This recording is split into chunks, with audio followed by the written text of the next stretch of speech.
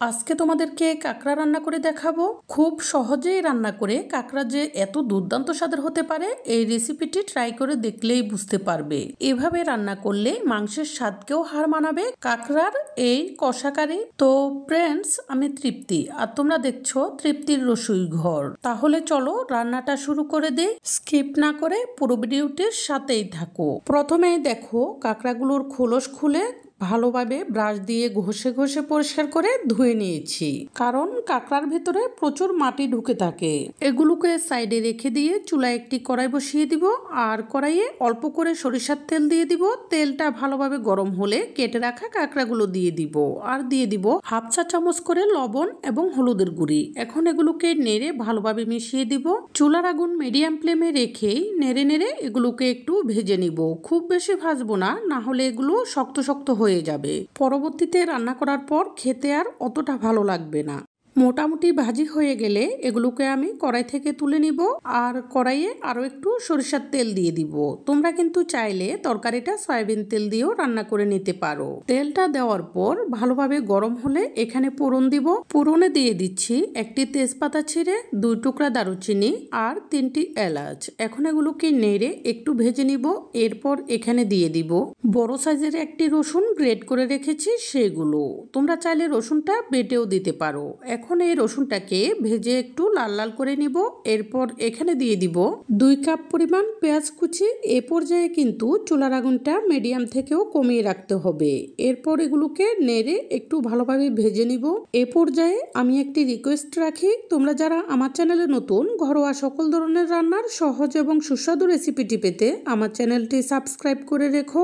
আর যারা আগেই সাবস্ক্রাইব করে রেখেছো তাদের জন্য থাকবে অনেক ভালোবাসা। এখানে পেঁয়াজ রসুনগুলো লাল লাল হয়ে ভাজি হয়ে যাওয়ার পর দিয়ে দিয়েছি 1 কাপ টমেটো কুচি। এখন টমেটোগুলোকেও একটু ভেজে নিব এর কাঁচা গন্ধটা চলে যাওয়া পর্যন্ত। এগুলো মোটামুটি ভাজি হয়ে গেলে চুলার আগুনটি ডিম করে এখানে দিয়ে দিচ্ছি হাফ চা চামচ থেকে একটু বেশি ধনিয়া গুঁড়া, 1.5 চা চামচ মতো জিরার গুঁড়া, 1 চা চামচ আদা বাটা। এখন একটু জল দিয়ে নিব, না হলে মশলাগুলো নিচে পুড়ে যাবে।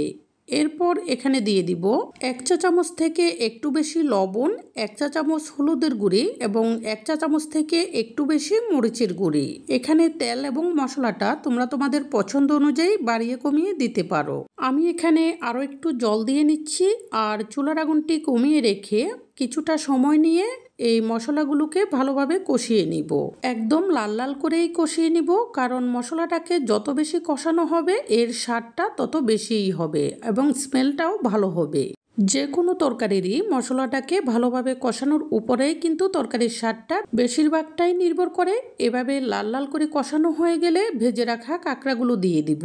এখন এই কাঁকড়াগুলোকেও এগুলোর সাথে কিছুক্ষণ কষাবো, এতে করে মশলার স্মেলটা কাঁকড়ার ভিতরে ভালোভাবে ঢুকবে।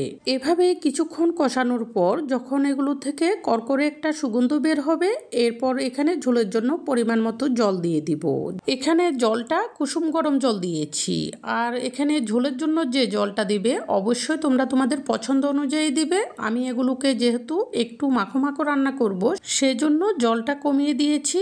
আর ভালোভাবে ফুটে ওঠার পর এগুলোকে ঢাকনা দিয়ে চুলার আগুন ডিম করে এভাবে 15 মিনিট পর্যন্ত বসিয়ে রেখেছি। এরপর ঢাকনাটি তুলে নিয়ে এগুলোকে হালকাভাবে একটু নেড়ে দিয়ে এখানে সামান্য করে গরম মশলা উপরে ছড়িয়ে দিচ্ছি। গরম মশলাটা দেওয়ার পর নেড়ে একটু ভালোভাবে মিশিয়ে দিব। এরপর ভালোভাবে ফুটে উঠলে চুলার আগুনটি নিভিয়ে দিয়ে গরম চুলার উপরে এভাবে কিছুক্ষণ বসিয়ে রাখবো, কিছুটা ঠান্ডা হয়ে যাওয়া পর্যন্ত।